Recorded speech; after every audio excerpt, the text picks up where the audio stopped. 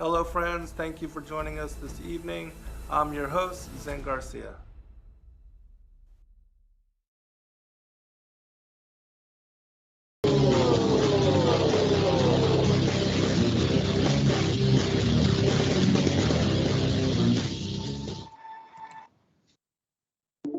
Most are afraid of unknown depths, skirting shores thinking world flat, and with the island girls in celebration of new religion.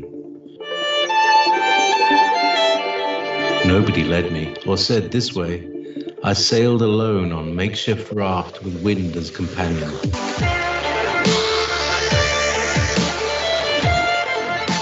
Fate for deliverance, confidence enough to assess new disposition.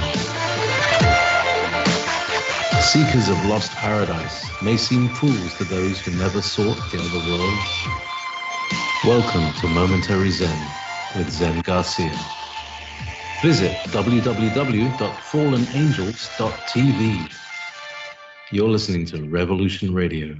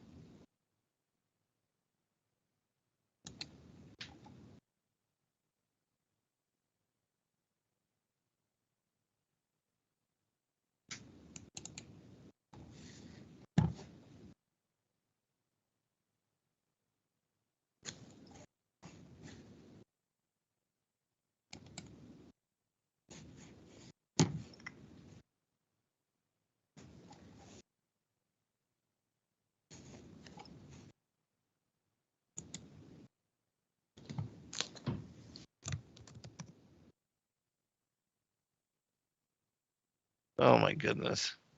I apologize. Somehow my thing got muted. But anyways, welcome everybody and thank you for joining us this evening. Your host, Zen Garcia. This is Momentary Zen here on Revolution Radio, and I do appreciate all of you taking the time to be with us in the live broadcast. I'm joined by my good friend Brett Thomas, who's the author and webmaster of the Mystery Babylon series. It's been a little while since we gotten together. It was a few months ago that we learned tragically that my good friend Rob Skiba had passed away and was no longer with us, and that was a great shock to the alternative truth community, and one that is still being felt and dealt with across the board. But then my good friend Breck also got sick, but he's doing okay. And so I wanted to ask you, brother, how you and your family and everybody around you are doing. And we've entered into a new year, and it's been a little while. So how are you, man? Yeah, hi Zen. How are you? It's been quite a few months here. My fiance got it. My future mother-in-law got it, and her father got it. And it's quite shocking. And it was, I was in the hospital actually at the time we were supposed to meet. So I was in there for about a week. It wasn't very fun. Let's just say that. Yeah, I bet. Goodness, and you guys don't know how you were exposed or anything. No, we don't. We take every precaution and such, Yeah. and it seemed like everybody was getting it, around us. Yeah. And it was Thanksgiving, and we all seemed to be fine. And then a couple of days later, we all started showing symptoms. So we don't know. Mm. But you're good now, and no more residuals, no more after effects. Yeah, I appreciate that, Zen, and everybody. Thank you, and I'm sorry to everybody that we missed last month. I just couldn't do it. But this month I'm back, and I'm trying my best. I have a little bit of a residual cough. Sometimes it lingers, and I think, but it's much better than it was. So it just takes a while. Yeah, yeah. Well, good. Well, hopefully, now that you have been exposed, they won't, try to push you to get the hokey pokey or anything like that either. Right. Natural Yeah. immunity and all that. So that's a good thing. But so I guess you've been kind of just resting and recovering, huh? Or have you been working on anything or? I've been working on the next volume, yes, because I had some time to sit, obviously, and I go a little stir crazy if I'm just sitting. So I just had to jump on the computer as much as I could and could sit up and such. So yeah, I'm getting a lot done with that. It's taken a while. It's quite lengthy again as the other ones are, but it's coming along good. And I had some time off of work. Obviously, they were gracious enough to let me recuperate too. So it was a little bit of that and a little bit of both. And I'm so thankful to God that he allowed me to do some things while I was recuperating. Yeah. Well, that's great. Myself included, I thought I was going to take more of a break and kind of just, take a break from all the writing and everything. But I find myself now working on 2 different things as well. And good. Hopefully I'll be done with a book about the Holy Spirit here within a couple months. But it's hard, when there's so much incredible research coming to light, and there's so many things that the Most High has blessed us in discernment, and want to be able to share that with the listening audience and bring people to truth on a lot of what seems to be controversial subject matter. And so I like to stay busy as well, and winter is a good time to do that, with everything being quiet and kind of shut down and being locked into being inside anyway. So I like to get work done then, because in the spring when it's warmer I just want to be outside. Yes, I was going to ask you how you're doing and how the family's doing and everything on your end. I appreciate that. Predicament. Yeah, we're all seemingly pretty good, and praise God. It's a great joy to be able to hang out with my kids and my granddaughter and to see them, on the weekends. That's a great joy. The highlight of the week for sure. To be able to share a meal and share time and space and just watch her grow. It's amazing. Children are amazing miracle of life, and the growth and just watching the transition, the evolution of capability. It's really a beautiful thing. But so I appreciate that, and we were able to get the calendar done, and that is all going out. And just want everybody to know, I will be looking. It should be here, and so I'm going to overlook the proof, and then we'll get it, sent out to everybody who's been waiting patiently on that. We are trying to fast track all that and get all that out. But as far as your book and your new one, what is the, what's the title? What's the focus? And when do you expect to be done?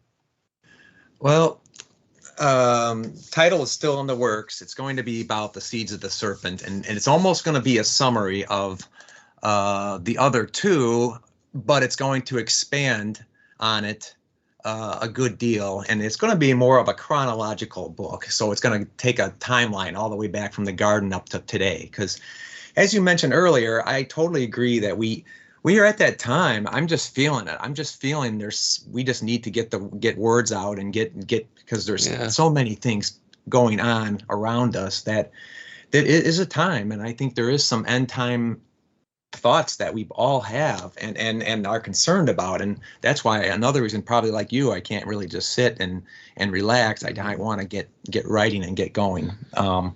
So this new one is going to expand on all the things that I have found in my researches and since those times of the last two volumes coming out, and there's quite a bit. I mean, I know you pick up on things too when you say, and that would be good for a book sometime, and and you put it to the side or put it on the back burner, and that's kind of what I'm doing with this one. And this one would be more of bringing all things together that relate to Mystery Babylon, relate to the kind of topics that you and I like and we talk about.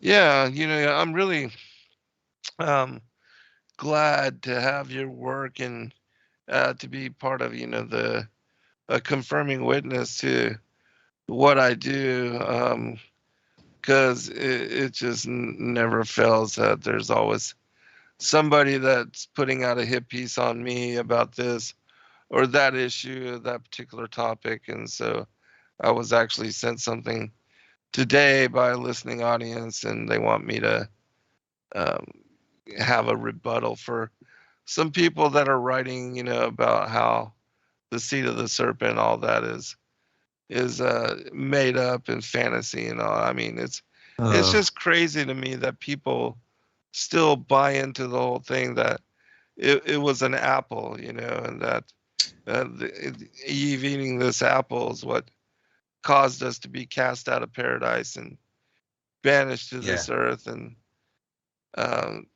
it's just really ridiculous. And they also talk about it's like this whole seed line thing is that it's only something that has to do with morality and if you choose dark path, etc. Spiritual, it's all spiritual.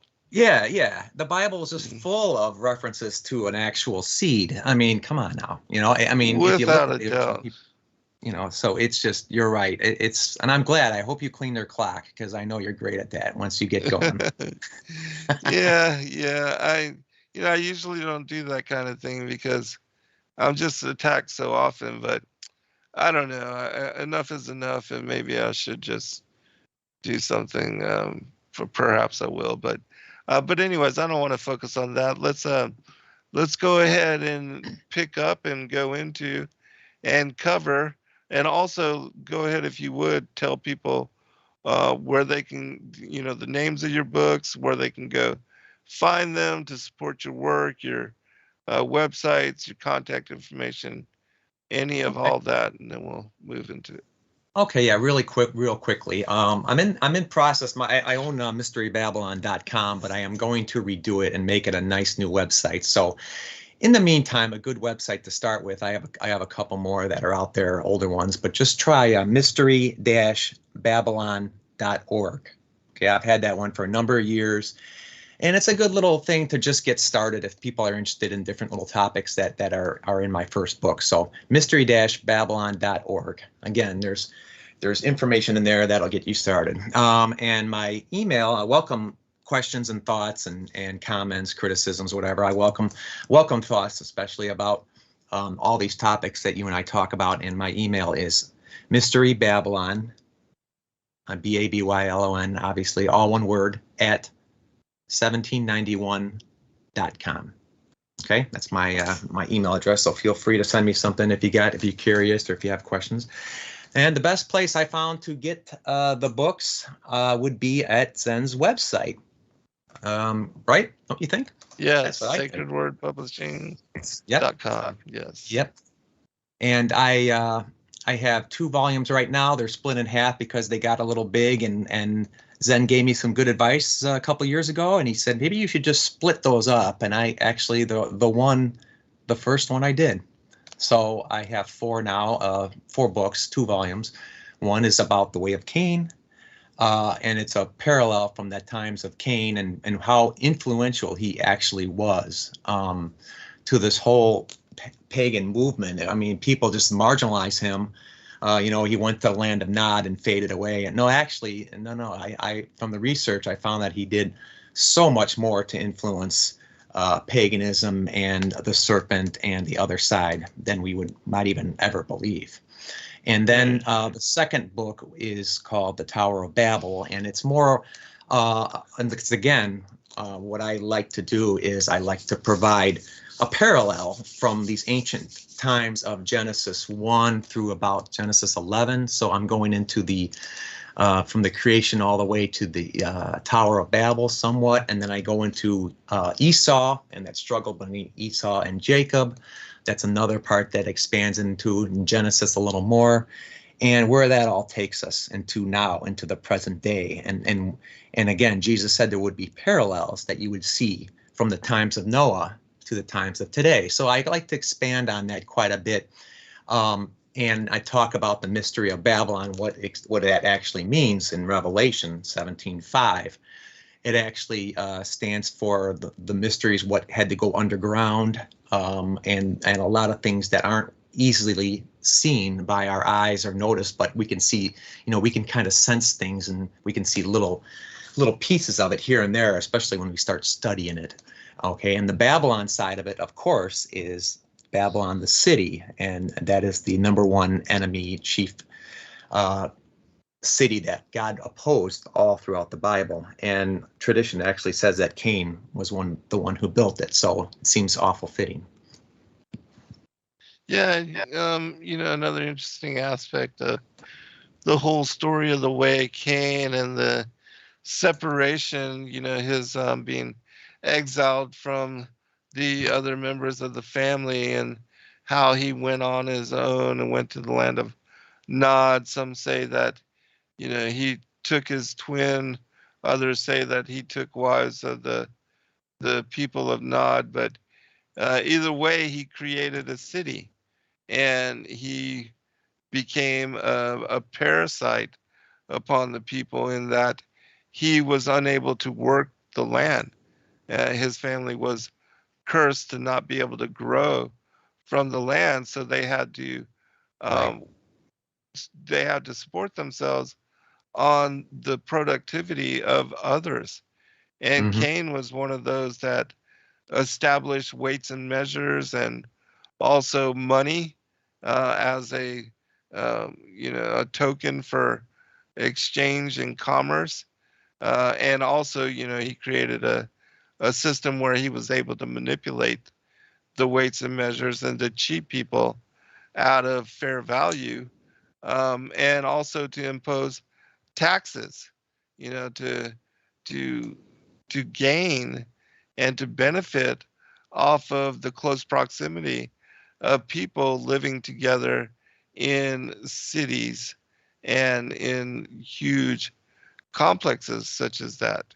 And so, and also we see in the first book of Adam, or the second book of Adam and Eve, actually, how it was that taverns and bars and, even musical instruments and the musicians and even the artificers, that they were the ones that developed arms and, for the militant lifestyle, swords and weapons of war, and how they were able to utilize such tools to impose their will on other peoples and to control them, to force them into servitude, and even things like brothels and things like that were established by the children of Cain. And so a lot of what we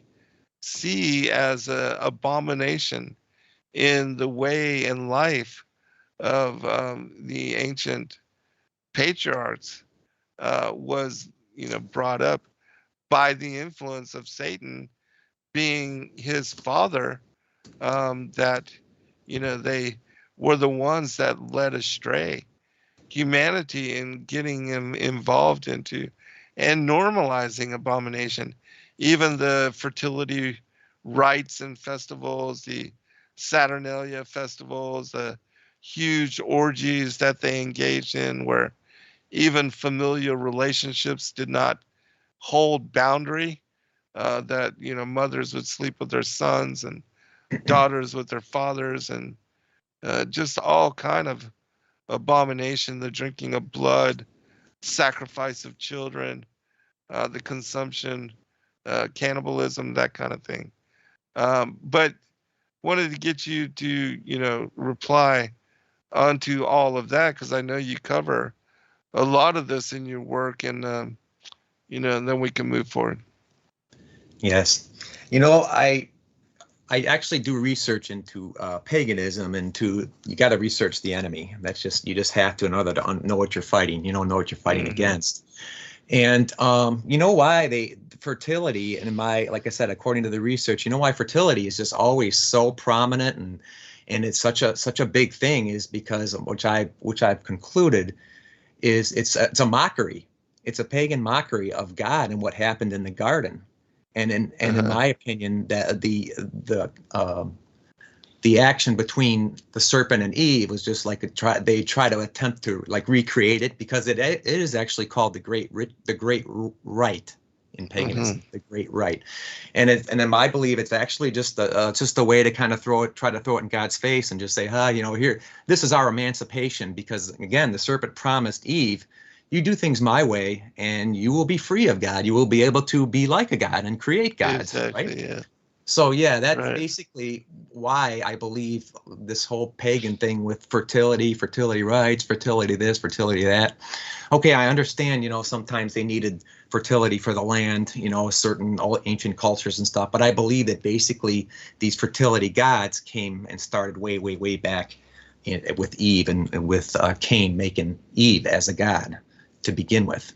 A lot of these things that you were saying, I absolutely agree with. We were talking about, they actually made it almost looks like a carnival, right? They almost had like a carnival sin back then. And that was as time went on, just before the flood. And the Bible actually recounts some of it, but some of the descendants of Cain in the next few generations were some of the ones that actually did and held a lot of these things, especially the use of music to turn people to the other side and away from God. And like you were saying, like, people were with different people, ants were with children, etc. And they just kind of went along with all of these sinful topics that we know about today, and we actually can read about in a lot of these ancient texts. And so we'll cover a lot of that. And I totally agree with you too, that it's funny because Cain pretty much had to do the opposite of what he was told in order for him pretty much to get over all these things going on in his head, because he was tormented. From what I found, he had a lot of things going, and probably had guilt and trying his best to get over it, which is fine. It's probably what he deserves, because according to the research, he really didn't have no remorse when he killed Abel. He really didn't feel sorry for it. He acted for a second like he would, so God would let him off, but he really didn't feel any remorse nor care. And to get out of a lot of this punishment that God gave him, God wanted him to wander, because Nod means wandering, obviously, but also I believe it's wandering in your head and just taking some time to think about what he did. And I think he did not want to do that. Obviously, he went in the opposite direction and thought, well, let me just keep my mind occupied. And instead of living off the land and living in tents and living a simple life, like I believe God actually was pushing these people to do, I'm talking about the people after the fall, Cain decided to say, no, let's create cities. Let's instead of having everybody have their own little space, let's crunch everybody together in all these cement blocks and these cement buildings that we create. and let's start our own way of living, like you were saying. Right. All these different things, engineering, measurements, money, all those things. You're right. These are all the things that we kind of sense as civilization today. But I don't believe that God was actually trying to get people into cities or to get people into warring with each other. Because, yeah, some of these ancient gods that actually lead back to Cain, they're known for the forge, like Vulcan and stuff. I believe that actually Cain was the original of that. So, yeah, he did have a knowledge of understanding fire and smelting iron and things into weapons, right? Yes.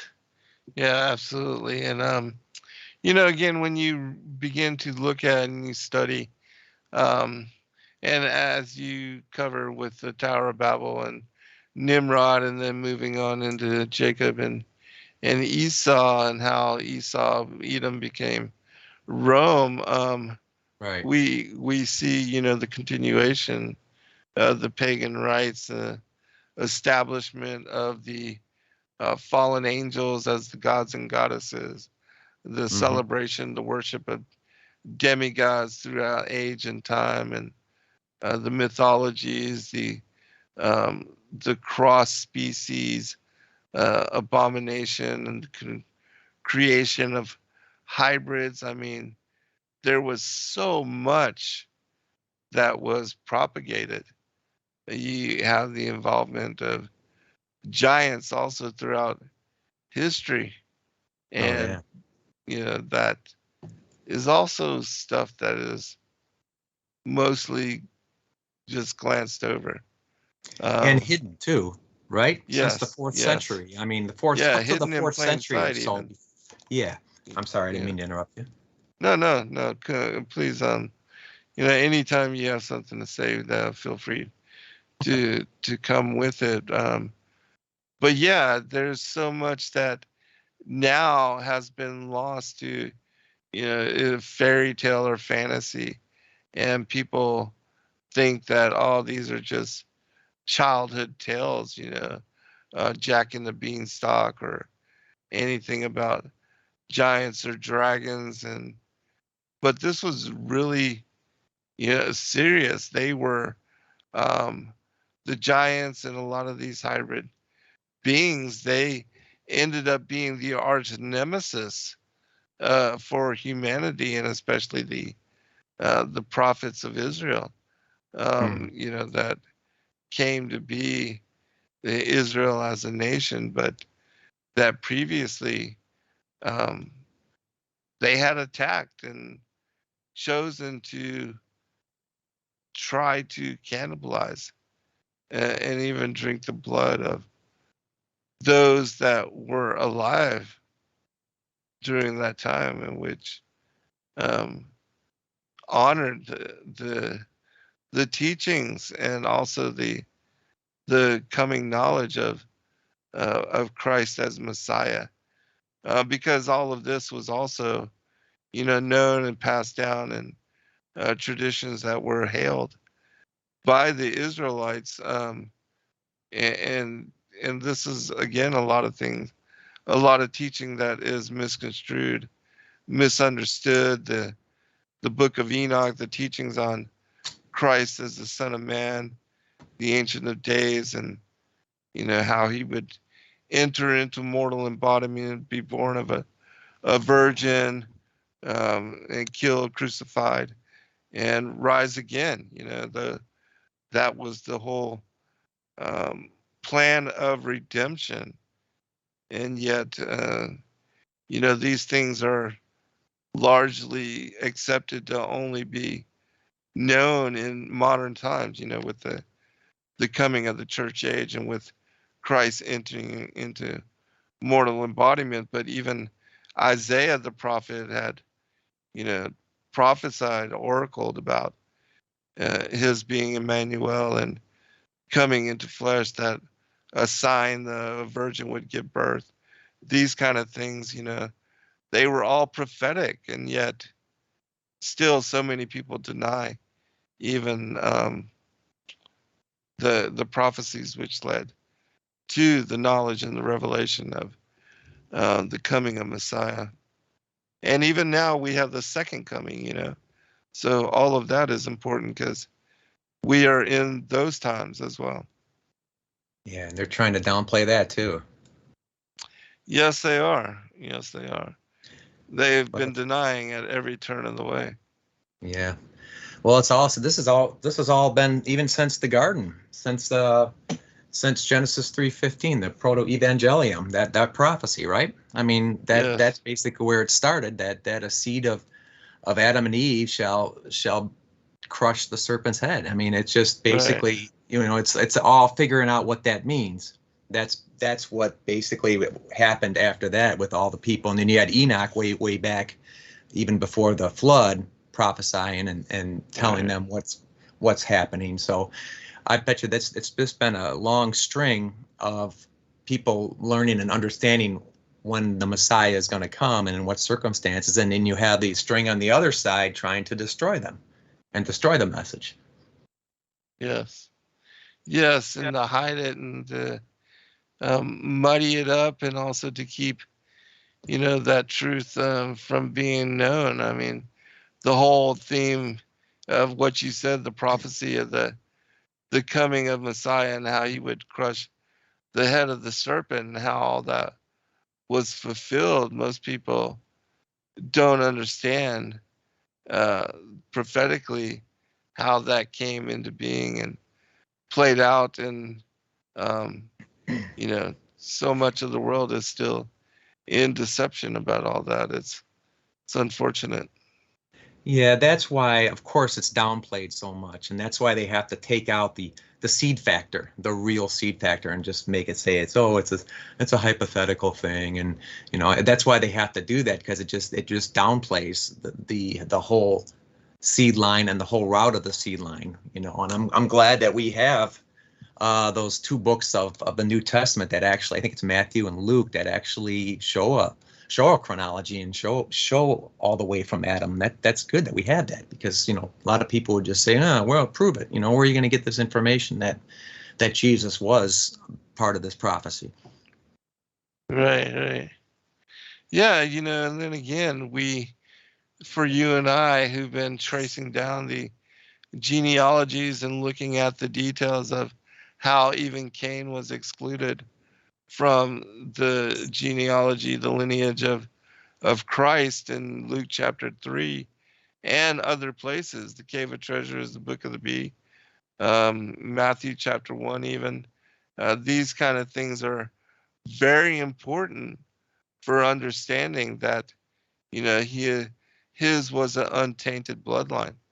Even Noah being pure in his generations, and then the story of Judah and Tamar, then how that all played out, and that was part of keeping and the patriarchs, whenever they did not adhere and they were given a prohibition to not involve themselves with the wives and the children of Cain, to not take wives of them, and then Judah doing this anyways, and how the Holy Spirit led and guided all that, and Tamar was the continuance, the preservation of that bloodline, Pharaohs, and so all these things are very important. But again, people still denying that there is a seed of Cain. It's really ridiculous, but but people only want to see truth when it fits their own agenda, I guess. And it is what it is. But I agree. And it makes sense what you're saying. I mean, all of those things that you were actually mentioning pertain to actual seeds and actual descendants and people having children. They're not talking about, well, he was immoral and this and that. I mean, we're talking about it. and they're making the Bible's making a big deal about it. It's saying Noah is pure in his generations. He's not talking about, oh, Noah was a good guy. I mean, why, if it all it meant was that he was a just man, why would it even mention something about being pure in your generations? I mean, just a lot of these things, pertain to an actual seed line. And again, when we think about the Kenites after the flood, I mean, the Hebrew is like practically the same. And again, I'm not an expert in Hebrew, but you look at it, and they almost look like they come from the same Hebrew word, the Kenites and the Cainites from before the flood. Right. So, all right, should we get started? Okay, and maybe we'll have a little Q&A at the end. Yeah, right? That sounds good. 8:30. Okay. I think the last time, and it's been a while, but the last time we were talking, we were just getting over the first book in the first volume. So I'm now in book 2 now, and we're just after the fall, where Adam and Eve are out, and it's time for people. The Genesis 3:15 prophecy has come to light. They know it. They can't get back in, and we still have the Nephilim. Now, the Nephilim, again, I want to give my own conclusions on them based on the research overall, and it's been a lot of research over these years, but I think people get a lot of smoke screens going with the Nephilim and who they are and etc. And of course, we get their name originates in the fallen ones is basically the definition that I found of them. Obviously, they've fallen from grace in some way, and I believe that from the research that they actually started about 50 or so angels that were seraphs or seraphims. In other words, they're serpent angels, and they could have had a very distinct some serpentine features before they fell, etc. But one thing that we do know is that they were very wise. They were almost like the doctorate class of angel, okay, before their fall. And after their fall, of course, they're called the Nephilim, okay. And these are the angels. These aren't the giants. These aren't their offspring. They're mixed offspring between angel and human. Those, I believe, were called the anakim, okay? Those were the ones that were up to 8 or 9 feet tall. We've heard a lot about them. Sometimes they had 6 fingers and toes, etc. Okay, and the anakim means basically they were the wearer of the necklace was basically a definition of them. So ancient texts and traditions basically show them often when they would go on their adventures and go on trying to conquer people, and they would wear these big heavy gold necklaces that made them look really shiny, made them look really distinctive. So that's basically one reason I think they were called the anakim or anakim. And then you have of course, that's the 50 Nephilim that has been fallen, and that's around the time of Adam that basically they fell. And then later on, a few hundred years later, we get that famous verses in Genesis 6 that talk about another fall, and I believe that was the Watchers and Shem-Hazi, their leader. And again, the Watchers were actually supposed to watch people below and kind of make sure they're okay, maybe sometimes instruct them. God had them instruct them in some ways of working herbs and such, but they became a little inflamed, and they lost their first estate, and there was about 200 of them. And when they had children, then they called them the mighty men, or they called him the Rephaim, which means dead. That was basically the translation of the Rephaim. Am I pretty much on par with what you have found? Mm-hmm. Yeah. Okay. Yeah. Continue. Yeah. Somebody said Hebrew Hawaiian said about the doctorate class. Yeah. The Samael, or Satan himself, was more of the warrior class. There's basically, and he was more of the military end of it. They have the doctorate, and then they have the more of the military side, where I think that the Samael was actually called the angel of death on top of it. So God sometimes commanded him to do these, let's say, they weren't very wonderful tasks of killing and mass killing, and that was his role as like a military commander. So the angels did have roles, and they did have levels. And as we know, we know about that verse in the New Testament that talks about we wrestle not flesh and blood, and we talked about there's principalities, there's all these different levels of demonic angels too as well. You agree with that? Oh yeah, absolutely. And when the angels rebelled, they being cast down, they were assigned to be legion. They took on, and Satan became the adversary of humanity and God. Satan now, the angel of death, the viper of God, Samael, the angel of death. He was the adversary, and he also came to be the prince of the power of the air. He took on the role as the seraphim leader, and became known as an ancient dragon, that old serpent that deceiveth the whole world. And so there's a lot that has to be kind of pieced together in order to make sense of the fullness of the story. Because that rebellion, that war in heaven, that, in my opinion, is also what led to, the conflict, the confrontation between the angels and the establishment of, the factions, light and darkness, legion, and the sons of righteousness, the sons of Belial, the continued conflict between them.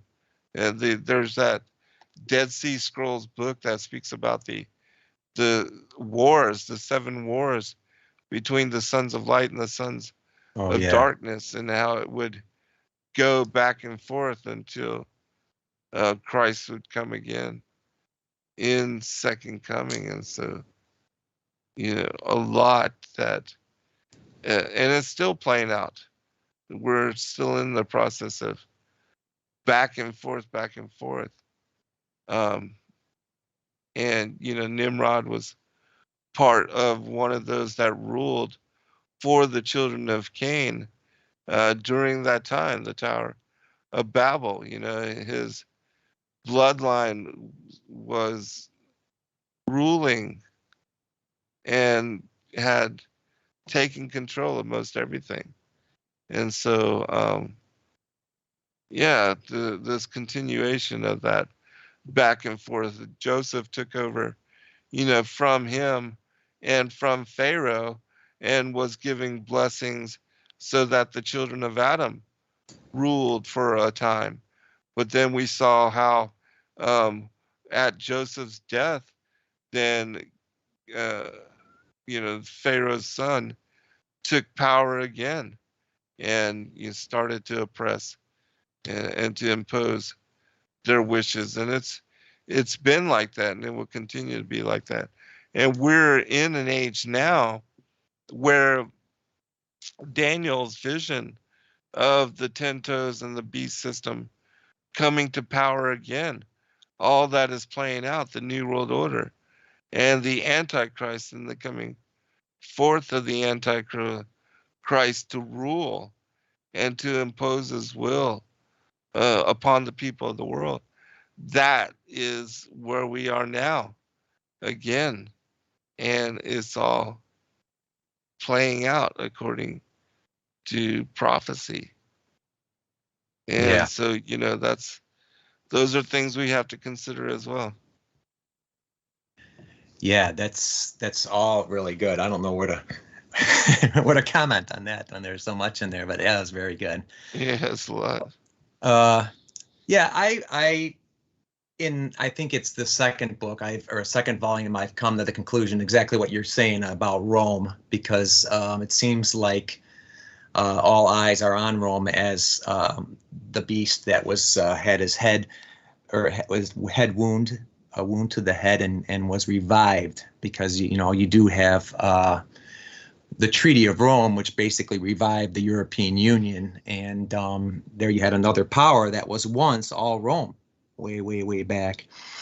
And in this new volume that I got coming out, I'm learning that Rome was actually, and we're kind of going off topic here a little bit, but you just started bringing up Rome, so I just thought I'd throw a few 2 cents worth in here. But it's really interesting because there's a few obscure texts out there, like the Travels of Noah. You've read that one. Yes. Yeah, I love that book. Yeah, I know. Isn't that awesome? It's got a lot of good. Interesting. It does. It has a lot of good information about what happened after the flood and where they all went, and Shem and Noah and etc. And so it is. We don't have a lot of information about what happened after the flood and where the patriarchs went and all that. So that is one of the major ones. And I found a few more, but I was able to come up with a synopsis story. But in a nutshell, Noah went on a few world tours, just went around and tried to show people how to live. And he went around establishing the different families into different nations. And he ended up at his final stop in the area in Italy, which is interesting. I guess he liked the area out there. And so it remained for a while a powerhouse of God-following people. Okay, and as corruption and paganism was starting to get bad around the rest of the world, their main target was Rome, because they started to think, okay, if we can corrupt that, we can corrupt anything. But Shem was another powerhouse. That was Noah's son, and he was a powerhouse of the ways of God. And he went around trying to chase down Nimrod and a lot of these pagans that were establishing themselves, especially in Egypt and in Babylon. And a lot of us who study this know that Shem supposedly caught up to Nimrod, and that's where we get him being chopped up into like 14 pieces. So he did his due diligence. And even when this all happened, and even before this happened, Cush, which is Nimrod's father, was the original person who wanted to start rebuilding Babylon and start with the tower. But as the tower was being built, and I'm way off subject here now, but as the tower was being built, we recall the Bible says that God came down and he confused everybody's language, and chaos emerged. And chaos, that word, began to be assigned to Cush.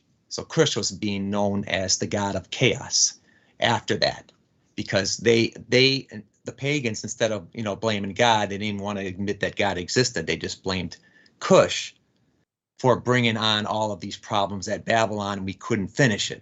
Okay, so Cush was really shamed, and he was really feeling down, and that's why Nimrod and Semiramis, his mother, whom he married, they basically took over the reins of pagan rule there in Babylon, and Cush just kind of faded off into nothingness. But in some of these texts that are talking about what happened after the flood, I think I've found and I've traced where actually Cush went to Italy, to Noah. And basically he was being chased a little bit too by Shem, but he ran to Noah because Noah seemed like a very passionate guy. He was sad a lot of times. He cried quite a bit, especially after the flood, because a lot of people got killed. He was one of those caring type of people. So this was his grandson in a way, went with him. So if anybody would feel compassion, Noah would. So that's where we get. These were his family members, right, that were killing each other. Yeah, you're right. And that's where we get Saturnalia, is basically it's after Saturn, the hidden one. And one of it's not just Cush, but there are some gods back in pagan mythology that are known as the hidden one, or Saturn, and Noah was called that, and Cush was called that too, because there's all different reasons. Like, for one reason, Noah was hidden in the ark, so they call him the hidden one. And Cush, again, the hidden one. So Noah, as a gift, allowed Cush to settle in the land of Saturnalia. Okay, and then the pagans, obviously, they came into Rome and they helped to corrupt it, especially Edom. Okay, when they helped to invade Rome, they helped to turn them pagan as well. But this name Saturnalia was actually turned into Rome, right? Right. So it's kind of Yeah. fascinating that the pagan links, especially of even ancient Babylon and beyond, are still there in Rome. Yes, exactly. And then, we had the fratricide, even the story of Romulus and Remus and how one killed the other. That, to me is a story of Cain and Abel, going back to that particular, even though I do believe this was a story that did come about, but it shows, in the origin, the two brothers and the two bloodlines, the Canaanites, and how Abel being killed by his half brother, that Seth was his replacement, that the children of Adam came out of that particular bloodline and that lineage. And yeah, even after the flood, and we both have covered this as well, that the children of Ham are the serpent seed, and considered, especially the Canaanites, are the serpent seed, that went to war against the Shemites and Japheth, and how they took over the Levitical priesthood because they tricked Joshua. All these stories are so critical, so important for understanding the Bible in its fullness. And yet, oh yeah, again, you have people, detractors, those people that have decided to make me an enemy or whatever, and to continue to do all these hit pieces on me that still try to deny this as truth. I mean, it's utterly ridiculous to me, but it is what it is. And but I think a lot of people are starting to understand that there's this bloodline war going on. Even the children of Cain, sitting on the thrones of the world, they even declare themselves as, that they are not the children of Adam. But, again, you have these people that will deny and deny and deny. But I'll share some information when we come back from break about that as well. We've got 2 minutes, Brett, before first break, so give you a chance to comment. Okay. Man, there's so much. We're really going all over. But I totally, okay, I'll say this real quick before the break. Basically what you're saying about the killing of Abel, there's a pattern. And Cain and the serpent were actually the two that actually helped develop the pagan religion way back, even right after the fall. And they used a lot of these same characters. The father gods were Adam and the serpent, and the mother gods were Eve in a lot of respects, and the son god was Cain. But as other people became powerful in the pagan religion, they just started to adopt and say, well, here, I'm the new sun god of this new generation. So now you got Ham right before the flood being turned into a god, saying, I'm the sun god of Noah, who was the grandfather, because obviously he was, considered father of everybody on the ark, or etc., or at least he was like the patriarch. And then Nama, his wife, as the grandmother, and they were turned into gods in paganism. And then after the flood, you had the Tower of Babel, and you had the same three again, turning themselves into gods or being called gods. You have Cush, you have Nimrod as the son, and Semiramis, again, same thing. So paganism has a lot of this reciprocal gods. I mean, they all come from the same source, but they just have a new take each time you get pagan people getting very powerful in the Bible.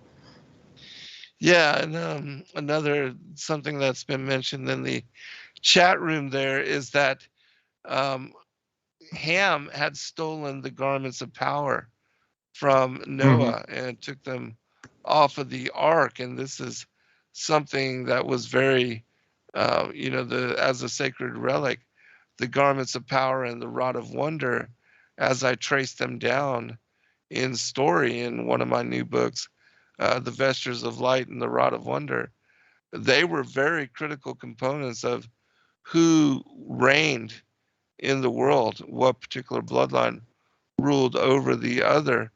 And we see that Nimrod held the garments of power through the Tower of Babel until Esau killed him and took them from him. And this became part of the legacy of, that Jacob, that his mother Rebecca had given him the garments of power. He already had the rod of wonder, but they were reunited in Jacob and then given to Joseph, who ruled with them. All right, we'll be right back, everybody, for a second hour. Okay.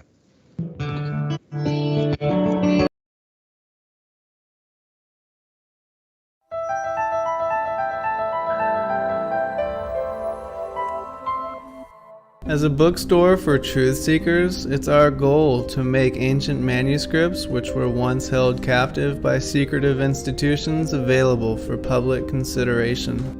In our generation, where wisdom has increased as Daniel the prophet foretold, we have access to many of the testimonies our early church brethren were persecuted for preserving. After being hidden for centuries, these manuscripts have been leaked from various sources throughout the earth, and it's our goal to gather these sources into printable form to make available for all who seek the ancient way.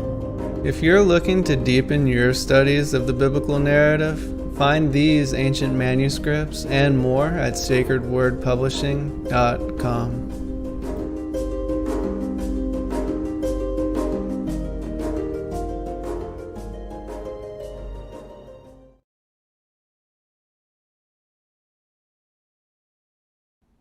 Your partnership with Sacred Word Publishing goes further than the publishing of ancient manuscripts and weekly video content. You also make a huge impact across the earth in orphanages in Myanmar, India, Uganda, and Kenya. Your support is crucial for the development of the ecclesia of real truth seekers. We thank you for joining us in hosting Secrets Revealed, Momentary Zen, the Digital Readers Club, Ask Me Anything series, and other shows that have helped lead so many to the truth of salvation. To become even more involved, please visit patreon.com/sacredwordpublishing, where you can partake in exclusive, interactive, patron-only content and help us continue shining the light of love in this darkened world.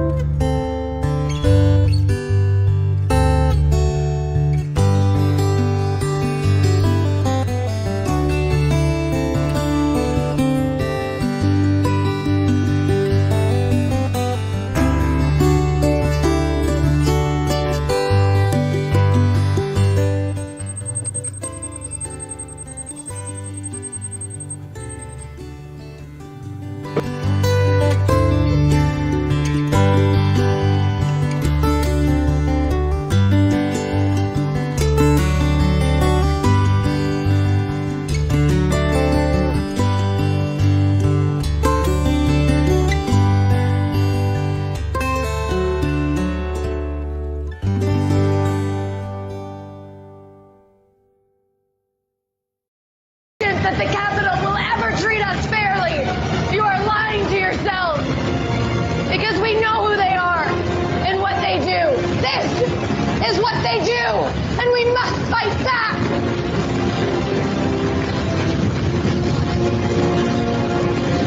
You can torture us and bomb us. Fire is catching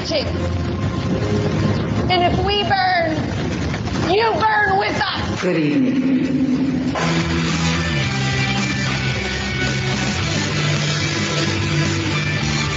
Are you awake yet? I hope. We've tried for years and years to use passive resistance and loud voices to make a change. The time is over. Your governments around the world have no other goal than to decimate your entire existence at the hands of the bankers and the elites. The war is coming, and it's your choice to decide if you want to be a warrior or a victim. Denial is not a choice anymore. Revolution Radio, freedomslips.com, the #1 listener-supported radio station on the planet. Not giving up. Revolution Radio.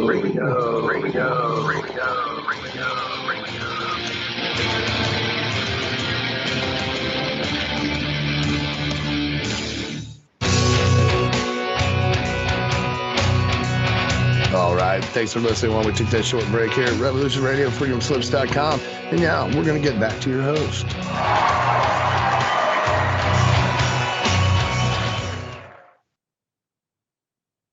All right, welcome back, everybody, for the second hour. Just want to point this out since more people keep telling me about it.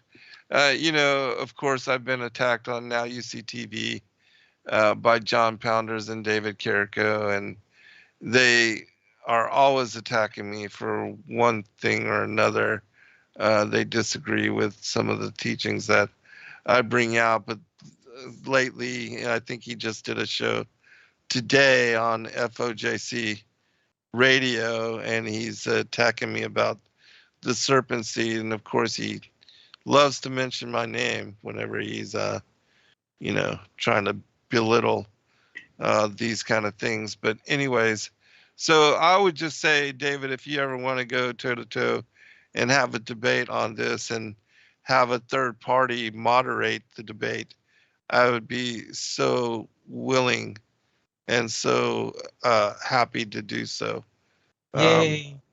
Anytime you want to set it up, you just let me know. But of course, I know that you won't do this because you say you can't give me a platform for, defending myself or speaking about truth, and that you're unwilling to do that. But if you ever decided to man up, let me know. We'll do it. But anyways, with regard to the these teachings about Cain are all over. Like, here's a passage from the Perkti Rabbi Eleazar. It says, the generations of Cain went about stark naked, men and women, just like the beasts, and they defiled themselves with all kinds of immorality, a man with his mother, or his daughter, or the wife of his brother, or the wife of his neighbor, in public and in the streets with evil inclination, which is in the thought of their heart, as it is said. And the Lord saw that the wickedness of man was great in the earth. And the angels who fell from their holy place in heaven saw the daughters of the generations of Cain walking about naked with their eyes painted like harlots, and they went astray after them and took wives from amongst them, as it is said. And the sons of Elohim saw the daughters of men that they were fair, and they took wives of all which they chose. And, one of my most favorite passages is from the Keber Nagas, chapter 100. And, it also mentions that it was the daughters of Cain whom the angels, leaving the height of heaven, that they found them engaged in orgy, and they lusted after them and took wives of all which they chose, which is exactly what the book of Enoch says. So I'll just read this passage really quick as well. Sure. And straightway there were given unto them with his word flesh and blood, and in the heart of the children of men. And they were content to leave the height of heaven. And they came down to earth to the folly of the dancing of the children of Cain, with all their work of the artisan, which they had made in the folly of their fornication, and to their singings, which they accompanied with the tambourine and the flutes and the pipes, and much shouting and loud cries of joy and noisy songs. And their daughters were there, and they enjoyed the orgies without shame, for they scented themselves for the men who pleased them, and they lost the balance in their minds. And the men did not restrain themselves for a moment, but they took to wife from among the women those whom they had chosen, and committed sin with them. And they were content to leave. And straightway God was wroth with them. He bound them in the terror of Sheol until the day of redemption, as the apostle said. He treateth his angels with severity. He spared them not, but made them to dwell in a state of judgment. And they were fettered until the great day. The word of God conquered, who had fashioned Adam in his likeness, and those who had reviled and made a laughingstock of Adam were conquered. And the daughters of Cain, with whom the angels had companied, conceived, but they were unable to bring forth their children, and they died. And of the children who were in their wombs, some died and some came forth, having split open the bellies of their mothers. They came forth by their navels. And when they were grown up and reached man's estate, they became giants, whose height reached unto the clouds. Keber Nagas, chapter 100. And so, again, we see that it is the daughters of Cain with whom the angels had companied, and they were already hybrid beings. And, they were the fruit of wickedness, that Cain was said to be of the wicked one. I'm going to share one more thing, and then I'm going to turn it back over to you. Sure.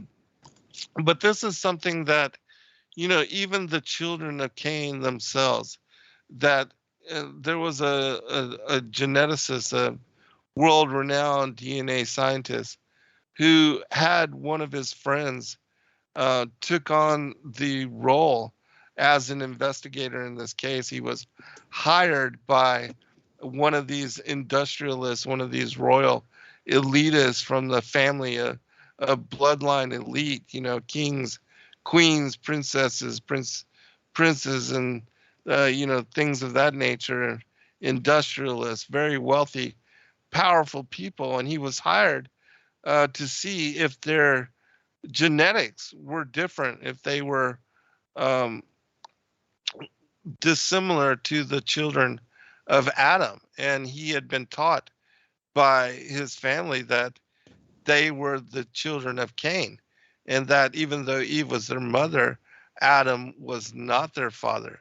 And this is described in this story that was published on Steve Quayle's blog a long time ago, which I've shared many times in many shows and in my books. And, this is what the elite say themselves. And so, if you're going to deny the Bible, which it's very simple to see that when Cain killed Abel, Seth was born. His name means substitution, a compensation, replacement, and that's exactly what he was for Abel. He was said to be in the the similitude and the likeness of Adam, whereas Cain was not. He had a seraphic appearance. Yeah. But continuing, I'll just read this real quick. Sure. It says, his benefactor, test subject, believed that while most of the sons of Adam had double-strand DNA, he had been told by his family that he and his blood relatives were distinctly different, and that he, like his fathers before him, had triple strand DNA. He wanted my friend to secretly prove once and for all if this was true or not. The subject claimed that his extended family and their cousins, who are kings, queens, princes, and princesses, as well as leaders of industry and banking worldwide, believe they are children of an otherworldly race of humanoid beings. He'd been taught by his tutors that once upon a time his ancestors had fallen to earth after some cosmic calamity in the time before the garden. He believed that while their ancestral mother was Eve, their ancestral father was not Adam. He was torn to know if a child of Cain was actually genetically different and whether he could be saved. He thought of the Vatican's pronouncement that the aliens are our cousins, and the Vishnu teachings of a time when gods flew in spaceships and destroyed whole cities in a single blast. He even had notes about Elijah being caught up in a chariot of fire. Maybe he had misread or misunderstood the entire history of his Bible. Maybe from Genesis to Revelation, it was about some far more tangible and real fallen angel alien cousins than the ghost-like destroying angels he'd always pictured in his imaginations. They believe that they are our humanoid cousins, superior hybrids, half alien and only half human. They once reigned from Olympus and were pharaohs. Whatever the real truth of their history, their belief is the driver of their actions. Being the true believers they are, they will continue to operate in accordance with their belief and the laws of alien Darwinian type survival. That's why they interbreed, to maintain the purity of their bloodlines. That's why they secretly meet and connive to pass power between themselves. And that's why they must fool the rest of mankind into wars of self-destruction and debt, so that we may be forever enslaved to their lusts on this prison planet, till death do us part. More than afraid, they know in their hearts that this is a fight for survival. It had begun, just as my friend had said, as a murder investigation, starting with the first murderer, when that Luciferian demon dad had first whispered of the evil deed to his willing child, Cain. It continued down through time, the sons of Adam fighting for survival and destroying the alien giants in Canaan land. David and the hybrid Goliath and his 4 hybrid brothers, and all the hidden true believers since, hiding in plain sight, so powerful and yet so important, but so afraid. These earthbound half cousins of ours continue to laugh, but it is a nervous laugh at that, as they have a joke or two at our expense, recreating their lying fathers' fall to earth and flashing their heretofore secret gang sign, hand signs to each other right in our faces. I know now how dangerous their beliefs are, because they are being driven by these beliefs, taught to them by their real alleged father, the father of lies. And even now he knows the truth and whispers in his initiate's ears, just as he first did in Cain's ear, saying that the sons of Adam, as long as they live, they are dangerous to us. And, again, that's from Steve Quayle's blog, which I'll link it into the chat room. It's very much longer than this. I just happened to, be taking the highlights of this particular story. You should definitely read it in its entirety. It's an incredible story. It's called The Life is Like a Box of Chocolates, which I don't know why you got that particular There's allusion to that in the story, but do check it out. I'm posting it in the chat room right now. All right.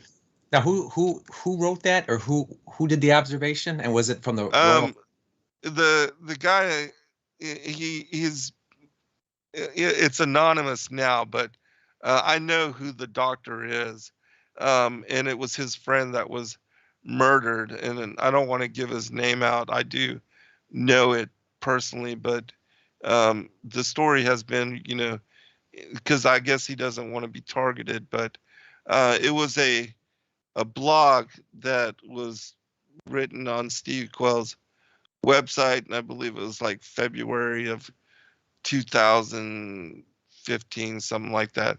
It goes back a long ways, and I've read it and shared it many different times. And this individual also shared his story on what's the two guys that Steve Quayle always comes on their show. It was a father and a son. His son passed away. I can't remember the name of that show.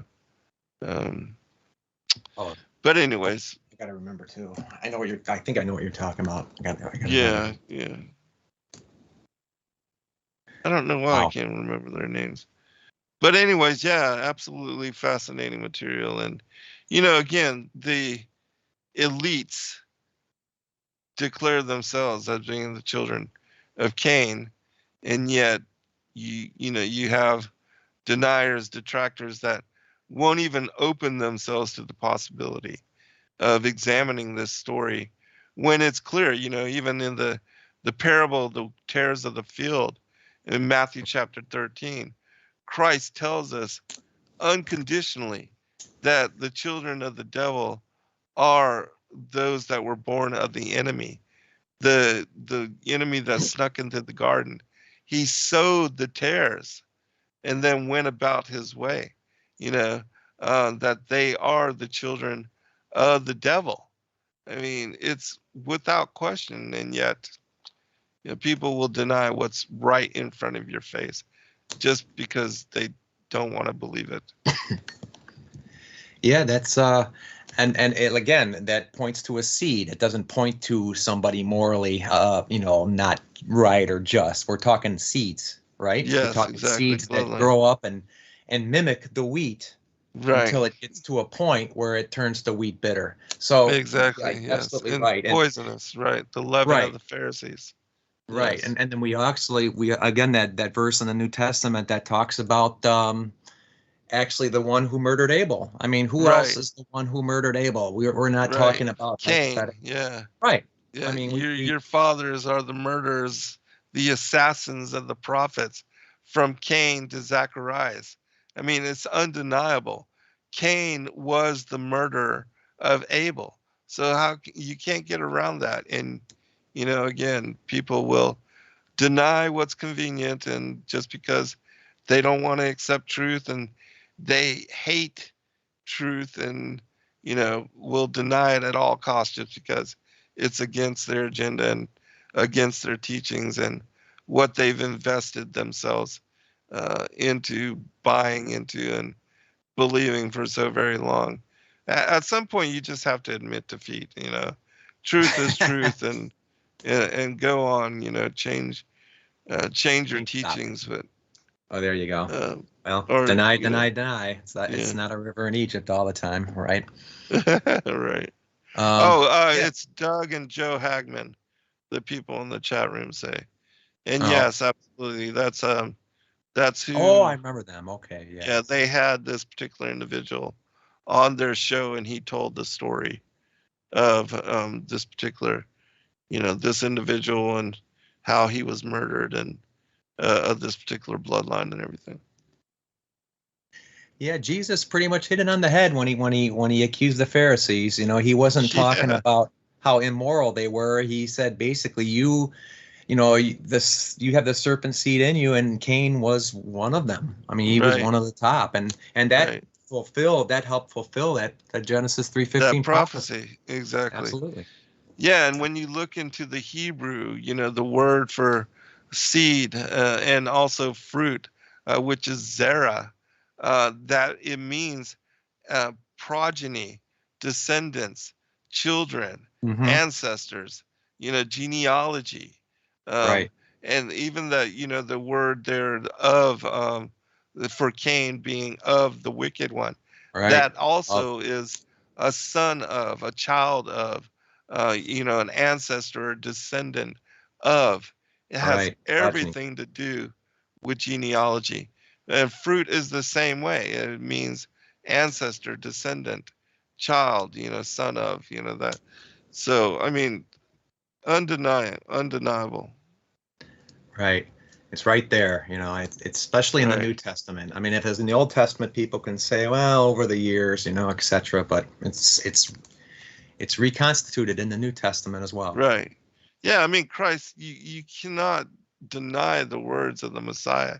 He says that they are the murderers of the prophets, and that the murders of the prophets, from Abel, righteous Abel, to Zacharias, who was killed, during his time, the father of John the Baptist, murdered in the Holy of Holies.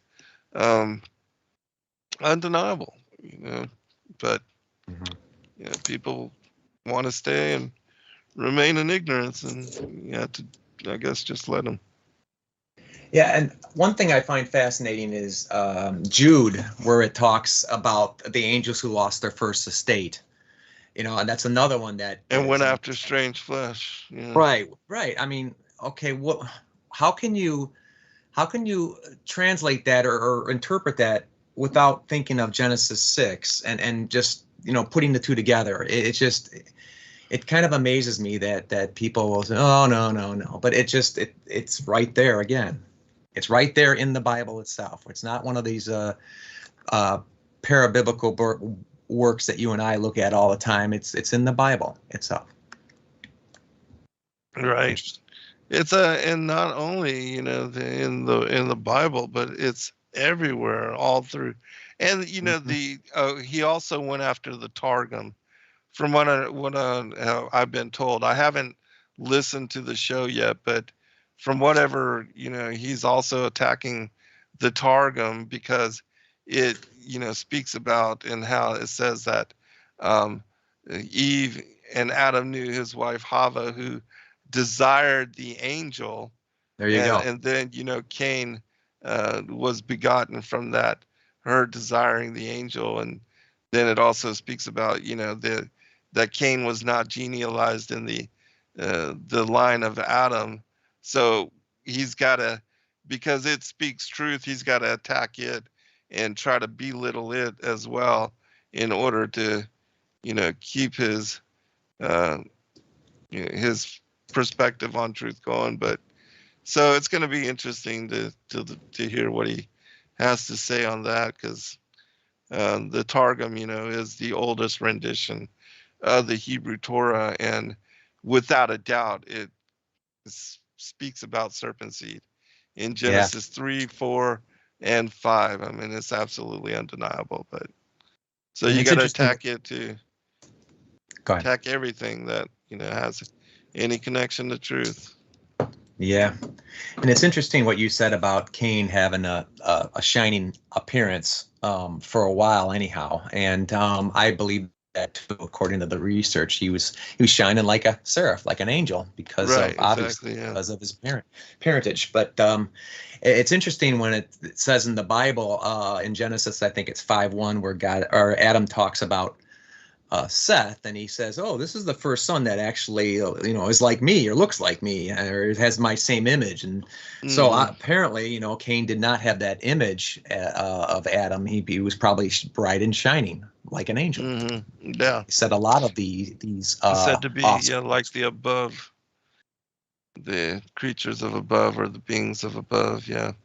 Yeah, Hmm. it's all of it is so fascinating. And then again, the whole theme of why they kept such track of the genealogies, and the lineages, and how even, because we have the war between Jacob and Esau, even though Esau was a child you know, of the same bloodline, Rebecca and Isaac, and how Ishmael and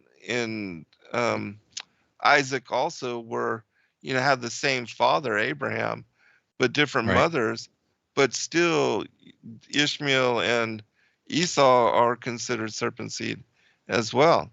And you know, and so even though yes, it was definitely bloodline and directly connected to the children of Cain and his descendants listed in Genesis chapter 4, it did take on different connotation, and the children of the Canaanites, the Edomites, intermarrying with the daughters of Cain and continuing the serpent seed that way. Ham sleeping with his mother Nama, and you know, having predominantly serpentine child with Canaan. All these things, we, you know, in that one particular manuscript from the writings of Abraham, which speak about how, you know, that Noah was instructed to take Nama as his second wife in order to continue the seed of Cain through the flood. I mean, it's, you know, all these things are clear when you read them and you open yourself up to new perspective. But, you know, again, that's why I think that in Matthew chapter 13, it speaks about how those with the eyes to see, the ears to hear, and the mind to understand, and that most people that ignore truth are unwilling to open themselves to this perspective of it, that they are the ones that, you know, do not have the eyes to see, the ears to hear, or a mind to understand. And that's not my words; those are the words of the Messiah. So, but anyways, I don't want to dominate this show. That's even okay. though I I don't know mind. this is something that you and I cover in great detail, but yeah, I do want to give you a chance to continue with your book and work as well, brother. But I know this is a very important theme for you as well, and that's why I thought I'd, you know, at least bring it up on this particular that was a great show. story you told. I really liked it, and the crowd and everybody tuning in liked it too. I'm sure, because you have a way with words. So we don't mind listening to you. I have a little bit different take, and the thing about Zen, again, that I really like is you and I can not totally disagree on everything, but you know what? It doesn't matter, because you and I are both on the same page, and we're both in that same direction, I believe. Mm-hmm. So, you know, we both do our own research. Obviously, we don't. Yeah. And that's how I come to meet you in the first place, is because I was, you know, searching for people. You were one of my first books that I came across, Lucifer, the father of Cain. So, but my take on this whole very early origins near the Garden of Eden was just a little different with Samael and the serpent. Excuse me, COVID cough. The serpent himself, and I believe there's a little bit different. I believe there's actually two characters, and a lot of people always try to associate Samael with Satan, with one evil character, and I think there were two. And let me explain a little bit. The reason why I think there was actually two is because one was the Samael, was actually the angel of death, the spiritual form. Okay, both of them, both Samael and Nahash, that's basically the one the Bible calls them as a title, but the serpent that was actually physically in the garden, a seraph, a serpent, basically. They're two different characters, okay? The Samael himself was in spirit form, and he could not actually, and still cannot, come in and manifest himself. And except, I mean, he can manifest as an angel of light temporarily, etc. But now I'm talking about in this physical world. But the serpent, as a fallen seraph, could actually manifest and live like a human being in this world. So I believe there were two of them, okay? Two evil characters, because that's why there's that story in the garden where the serpent wanted to tempt Eve and wasn't sure exactly how to do it. And Samael actually went to the serpent and said, "Here, let me possess you for a while. Let me be your voice." Remember that story? Yeah. Yeah, let me be your voice and I will help you trick Eve. We'll both work together. So the reason I'm getting into this and why I believe that there was two of them, in different forms, of course, is because I believe when the serpent had Cain and the progeny of all these serpent Nephilim, you had physical corruption, like kind after kind against kind after kind, all these problems. Cain was the first progeny that was against God's kind after kind statement, because of course he didn't want Eve and the serpent to cohabitate. But you have a physical corruption on this earth. And then when we talked about Esau, I think you probably might have heard this also, Zen, when you've heard about Edom becoming an actual people, an empire, that Samael, angels had like authority over the different nations. Yes. I think like 70, and Samael, his authority was over Esau and Edom. So now you have, not only do you have a physical corruption in the world, you have like a spiritual corruption in Edom and Rome. Basically, that whole corruption, as far as religion, as far as everything else, you have two forces being corrupted and two sides of our ways of life and our living spectrum being corrupted here. Your thoughts? Yeah. Well, I agree, and I see the story in two different ways. I am very much familiar with those particular stories that you're speaking about, where if you want to call, Samael, as far as going up to the serpent. Yeah, I and also the Kitab al-Magali also speaks about that same story. And so I do consider all the different interpretations. But, regardless, to me, if it's two different beings, definitely Samael, in my opinion, is, the angel, the viper of death, and the one that, whether he was the serpent or indwelt the serpent, however the story plays out, he was the one that, in my opinion, impregnated Eve and brought forth Cain as progeny. And that Cain was the firstborn of the wicked one. And so, yeah, there's I think 2 or 3 stories, maybe 2 that I know specific. And myself, I always go on the rule, out of the mouths of 2 or 3 witnesses shall the truth be established. And so I always want at least 3 witnesses for me to accept something as truth, and to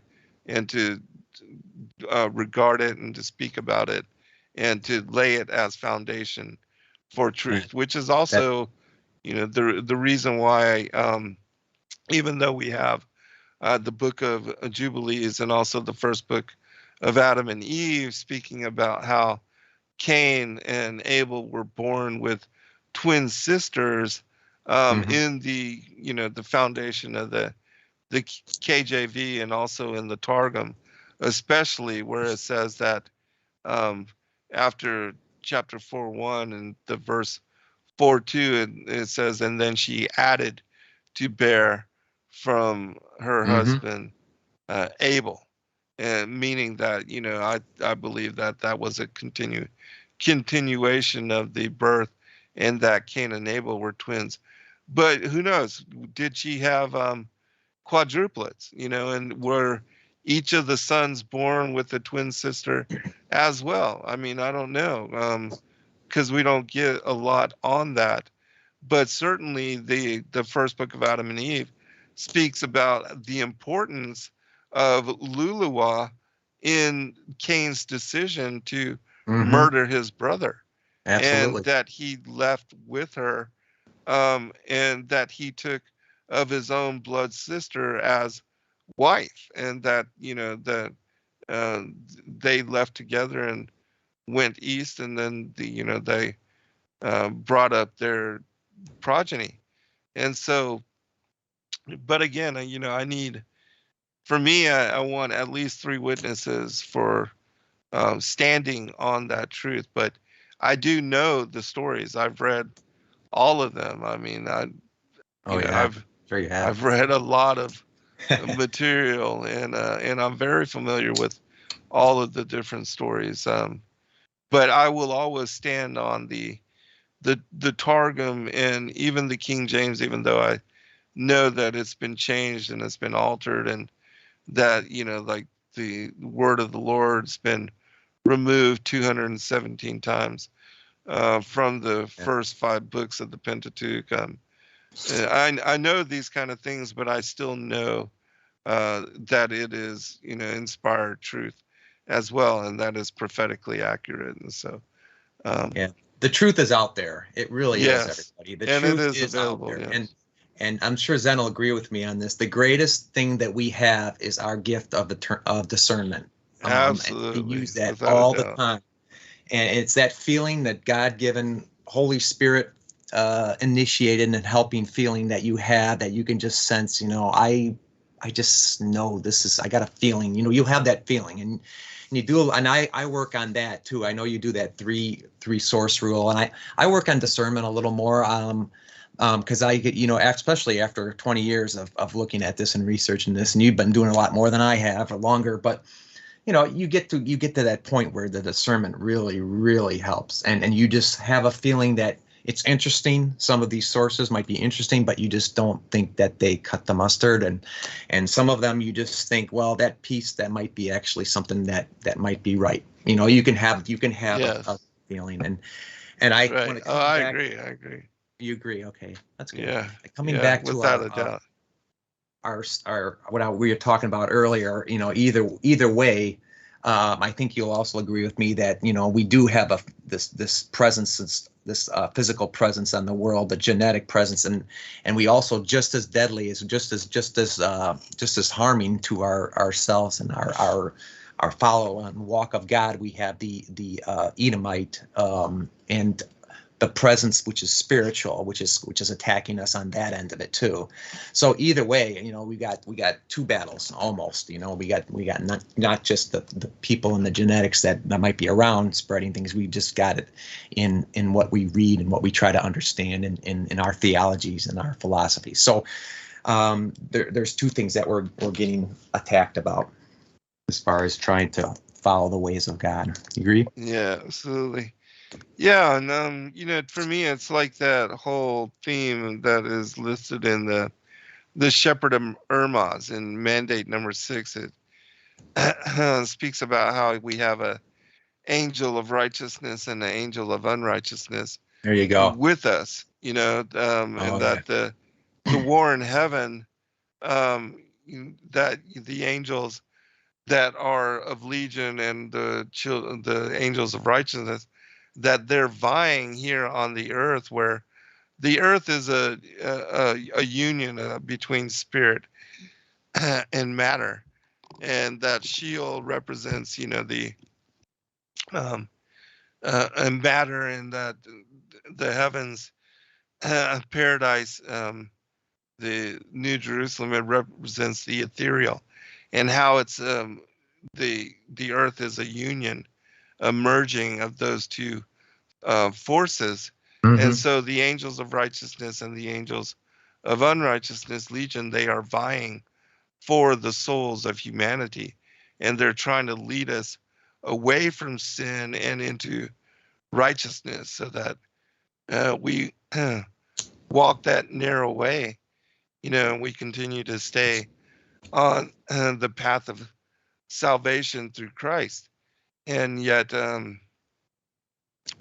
but the battle is within us, because the kingdom is within us. And so even it is an external battle as well, but it is also an internal battle. We have the Spirit, the Holy Spirit, as conscious, conscientious force within us to let us know when we're doing right and wrong, when we're allowing ourselves to fall into temptation, sin, and to act upon evil, because we know when we're doing good and when we're not. I mean, that is indwelt within us, because God is within us. Christ is within us. The kingdom is within us, and so yeah. But that war, the matrix, the battle, as Paul said, the powers, the principalities, that we wrestle not against flesh and blood, but spiritual powers, wickedness in high places, all of that. Yeah, it's very true. Right. But yeah, where was that from, Zen? Where was that you were reading from, or that you remember from? What, the Ephesians chapter 6? Was that what you were just quoting or bringing up? Oh, about the two different angels. Yeah. The shepherd of Hermas. Oh, okay. Mandate number 6. 6? Mandate number 6. Okay, I've got that. I'll look it up. Oh, that's interesting. Okay. Yeah, I was thinking, you want to go to some Q&A, questions and answers, and if they want to put us on the chat?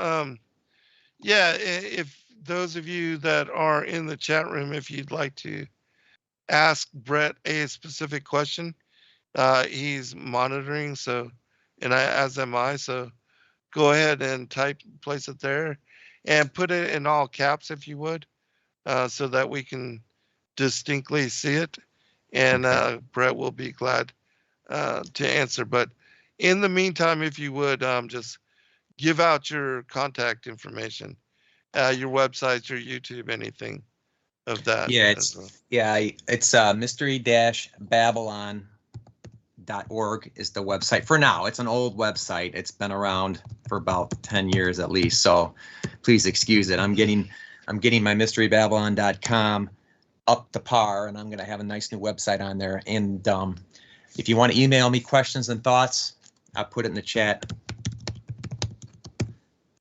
mysterybabylon@1791.com. Okay, there, I put it in there. Somebody earlier had a thought about, and Zen and I might have a slightly different thought about it, but I mentioned, I just want to clear it up, and this is more from the research, but from what I found, I was saying that Shem actually killed Nimrod, and somebody would mention that Esau killed Nimrod. Okay, and how can two different people kill Nimrod at the same time? And I know we've all talked about that. We might have mentioned it a little bit. From what research shows, basically this is my take on it. After researching, Shem, actually the first Nimrod, the son of Cush, the giant one, the one that was actually doing God's will for a little while until he became corrupt in Babylon. I believe that actually Shem did catch up with him and chopped him up into pieces. Okay, and to honor, somebody had to kind of take over at Babylon after this, because this was right back a few hundred years after the flood. It was probably about 200 or so years after the flood, because Shem was still alive. He had about 500 years to live total. So he basically he was still kicking, and he's still able to do some chasing. So by the time Esau and Jacob were around, that's a few more generations, a number of generations past that. So that's why I believe that this Nimrod that I think we're talking about, and I think it's the book of Jasher, was killed. It was another Nimrod. It was another leader of Babylon, probably even that could possibly descendant of Semiramis down the road a little bit, who took over the reins. And I think what they would do is they would either in translation they would call him, they would call their leader another reincarnated Nimrod, or another god Nimrod, or they would took on the name Nimrod. So that's why I believe it was another leader of Babylon that was probably a few generations down, they called himself Nimrod, or he basically thought he was a reincarnated god Nimrod. And Esau did catch him, and a couple of his people they were hunting, and Esau ambushed him and chopped off his head, and that's where he took the garments of power. So I believe, right? I mean, I know that story, and I know you know that story, but what's your take on that? Oh wait, I'm not sure as far as what you're talking about with Shem. Uh-huh. I've never read anything where it says that Shem had killed, Nimrod, even if it was because I do believe that Nimrod is a title. It Yes. means, rebeller, Yeah, right. rebel Right. against God. But what can you tell us the source for that? The And Well, yes. I can't like I was saying, when I do a lot of research, I basically write it down and throw it in the book. So I don't have all the sources that I get, but I could easily look them up. It's just a matter of yeah. this. But this one is pretty prominent. It's the two Babylons, Alexander Hilsop, Oh, okay. and I yeah, haven't read that, so I don't oh, know. it's a really good. It was one of the first books that I actually picked up, and it has a lot of info from a lot of ancient sources and things that were really obscured that Hislop found, and he points to Shem as being the one that took him out. So that would be something to think about and research if you want to find a little bit on information. Yeah, I am interested. In considering all perspectives.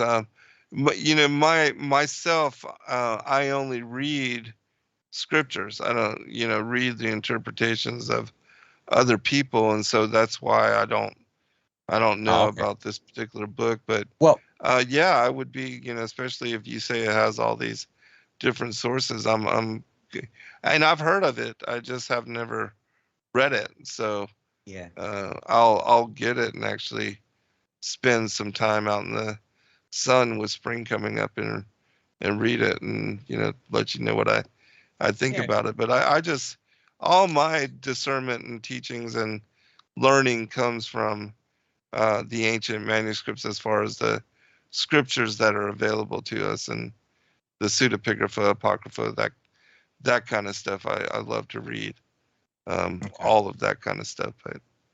But I Yeah, probably should read more, from other people that have read a lot of material. But I just like to read the actual scriptures myself. But yeah, he's a good source. I mean, again, if you're looking for, a little sliver of answers, you have questions and you're looking for little sliver answers, he has a lot of little slivers, like so and so ancient historian said this, and so ancient historian puts in the story. So it's always, I try to look at every source I can find, to kind of put it absolutely together.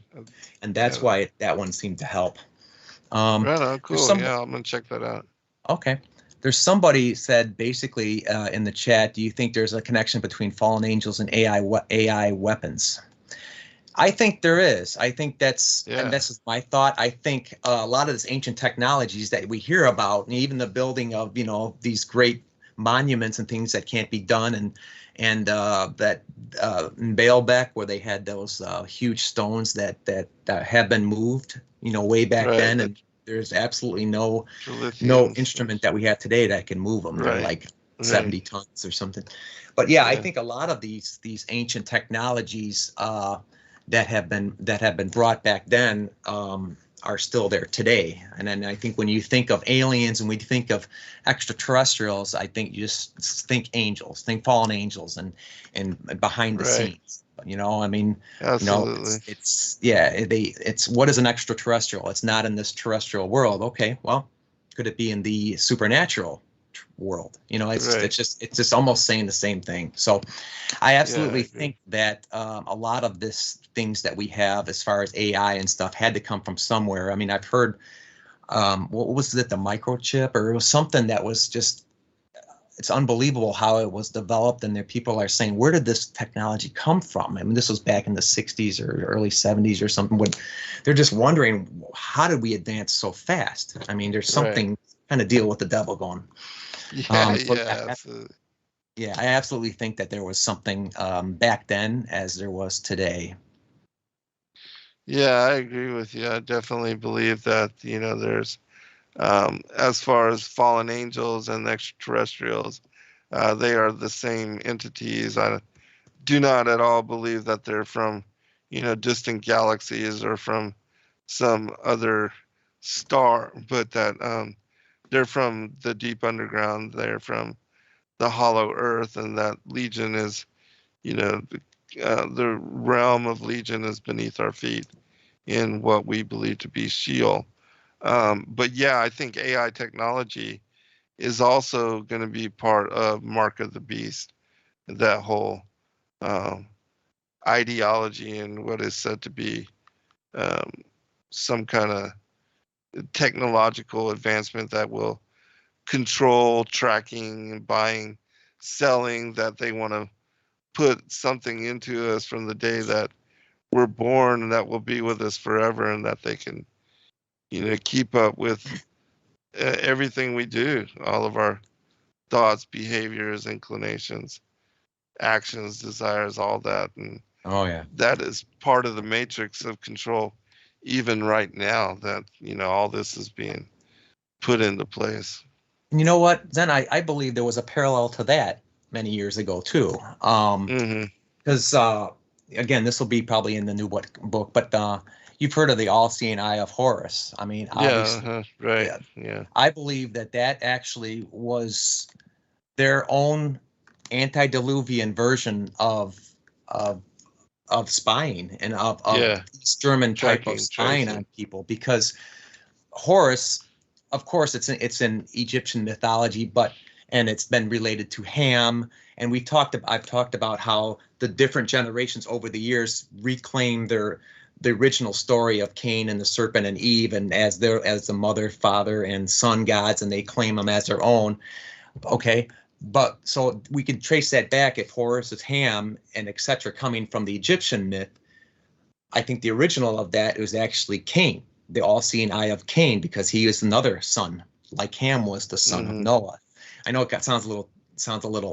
I'm getting a little off here, but I want to make sure I'm trying to get the connection. So if we do that all-seeing eye of Cain, if we actually kind of can associate that with way back in the early origins of paganism, what does that mean? Why is he an all-seeing eye and this and that? And I believe that that type of surveillance and that type of what telling on your neighbor and such, as they did in East Germany and such, is very well and alive back then in the antediluvian world, because that would keep people in line. They were in a city, they were pretty close to each other. If anybody starts to look towards God or starts to defile their ways of pagan rites and pagan living, as they were doing, I bet you there was a lot of that going on.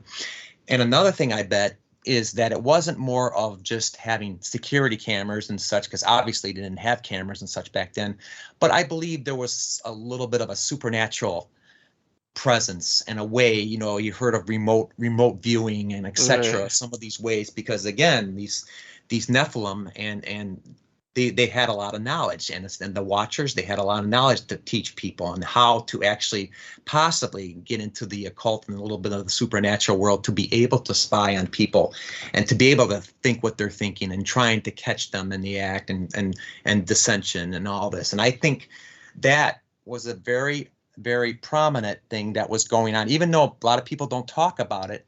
But you see it all over the ancient pagan world as this all-seeing eye, especially like in ancient Egypt.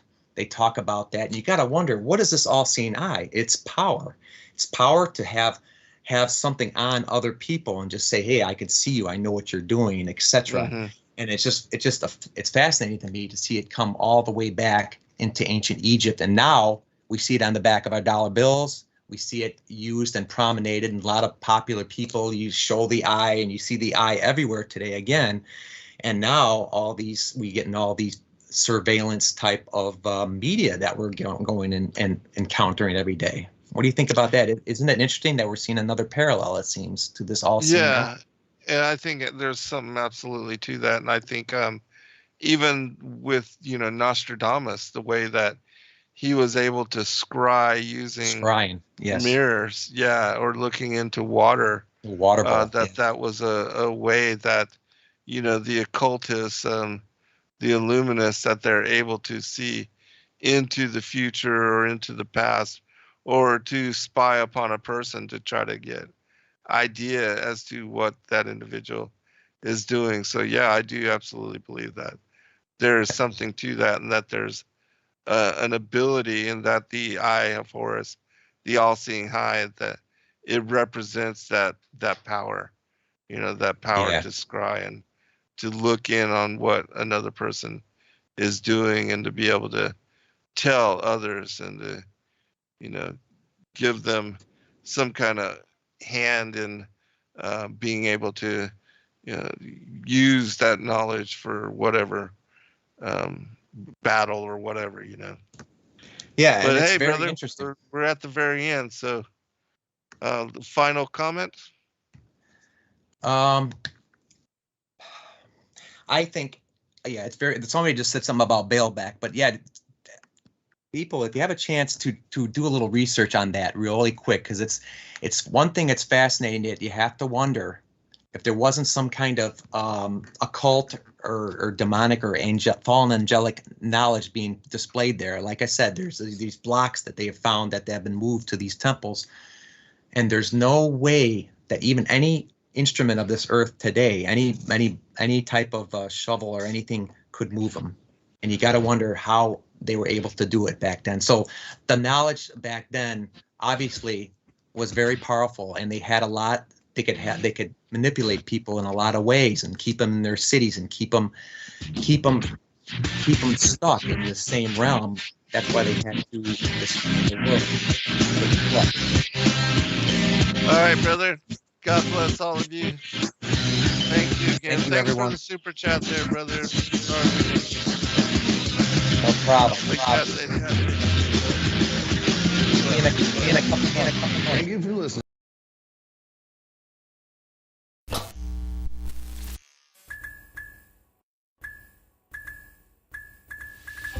Thank you everybody for joining us for this video and this broadcast. We appreciate all of you and thank you for your patronage. Please do like and subscribe and share with your friends.